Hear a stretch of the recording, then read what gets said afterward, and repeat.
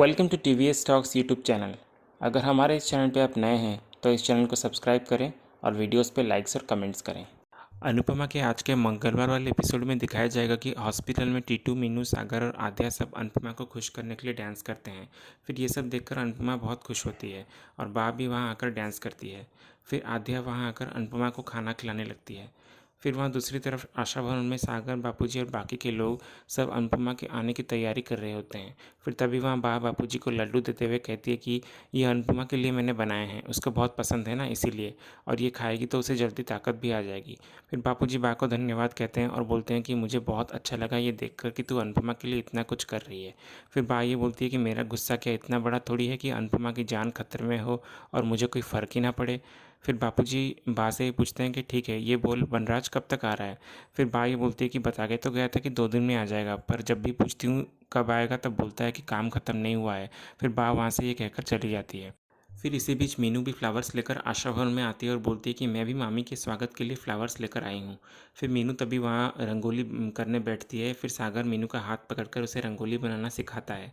फिर तभी तोशु खड़ा ये देख लेता है और गुस्से से उनके पास जा रहा होता है। तभी पास पाखी उसे रोक लेती है और बोलती है कि शांत हो जाओ तोशु भाई, मम्मी घर आ रही है इसलिए अभी फ़िलहाल उसी पे फोकस करते हैं।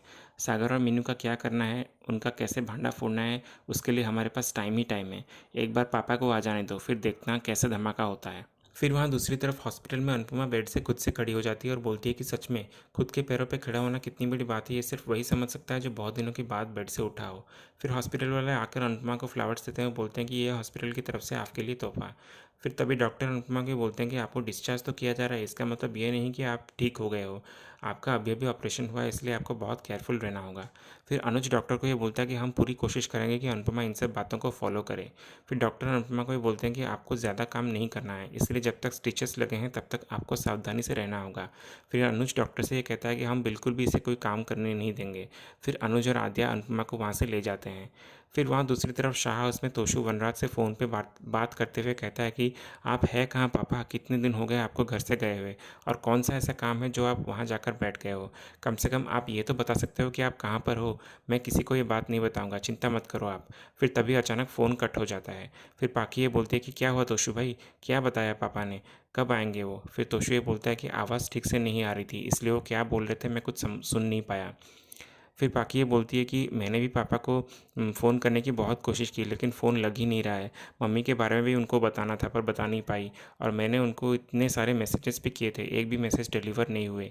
फिर तोशु ये बोलता है कि कुछ तो छुपा रहे हैं पापा हमसे, या तो वो बहुत बड़ी प्रॉब्लम में है या फिर वो कुछ तो बड़ा कर रहे हैं हमारे साथ।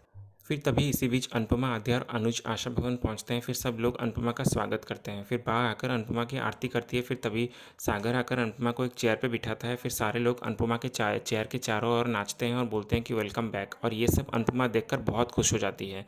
फिर अनुपमा अपने स्टॉल की तरफ देखती है। फिर अनुज उसको भी बोलता है कि तुम्हारा स्टॉल बंद नहीं हुआ है, वो अभी भी चल रहा था। फिर इंदिरा जी ये बोलती है कि तुम्हारे जैसा खाना तो नहीं बना पाए, लेकिन जो भी बनाया वो हमने सबको खिलाया। फिर अनुज ये बोलता है कि मीनू के दोस्त और कॉलेज के स्टूडेंट्स यहाँ खुद आकर अपने पसंद का खाना बना के जाते थे तो जब तुम यहाँ पर नहीं थी।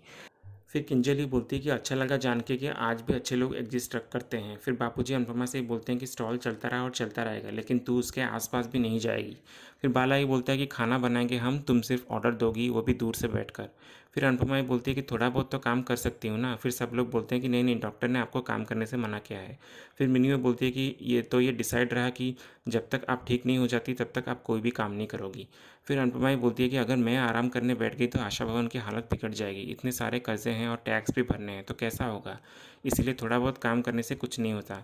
फिर आद्या बोलती है कि मम्मी, आपकी जिम्मेदारी अब आपके अकेले की नहीं है, मैं हूँ ना आपके साथ, स्टॉल में भी हेल्प करूँगी और बाकी के कामों में भी हेल्प करूँगी, इसलिए अब आपके सारे काम मैं ही करूँगी। माँ ने हमेशा अपनी रिस्पॉन्सिबिलिटी निभाई है, इसलिए अब बेटी की बारी है।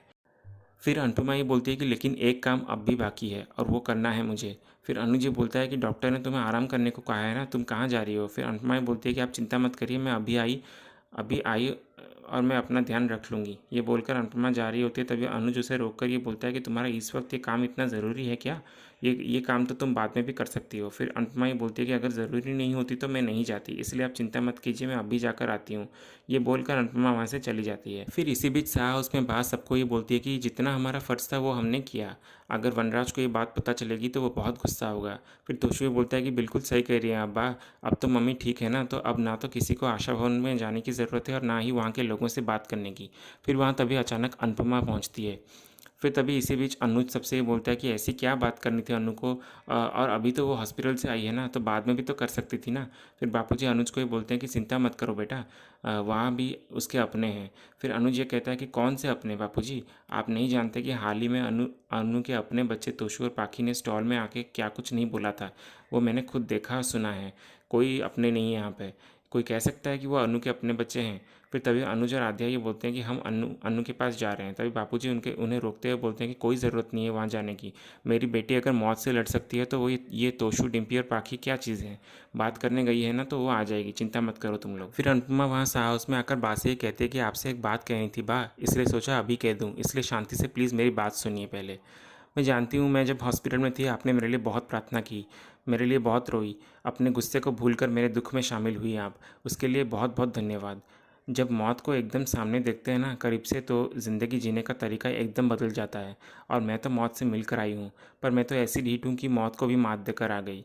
सच तो यही है ना बा कि ज़िंदगी का कोई भरोसा नहीं है, कब किसका आखिरी पल हो क्या पता, और जो पल अभी चला जाएगा वो वापस कभी नहीं आएगा। फिर अनुपमा बा को ये भी कहती कि बा, ज़िंदगी कब ख़त्म हो जाएगी वो पता नहीं चलेगा, और उस आखिरी पल में जब पूरा जीवन सामने घूमेगा तब कोई पछतावा ना रह जाए, कोई कमी ना रह जाए किसी के प्यार में। इसलिए मैं विनती करती हूँ आपसे कि आप बापूजी के साथ मिल के रहिए।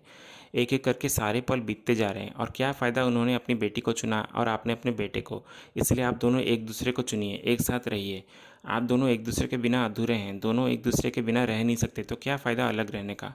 मैं ये नहीं कह रही हूँ कि मैंने अभी आपसे बात की तो आप अभी के अभी जाकर बापूजी से पैचअप कर लीजिए। अभी के अभी फैसला लेने को नहीं कह रही हूँ मैं आपसे, इसलिए इस बारे में प्लीज़ सोचिए इसी के साथ आज का ये एपिसोड ख़त्म होता है। तो ये था अनुपमा के मंगलवार वाले एपिसोड का अपडेट। ऐसे ही और अपडेट जानने के लिए हमारे चैनल से जुड़े रहिए। मिलते हैं नेक्स्ट एपिसोड के साथ। धन्यवाद।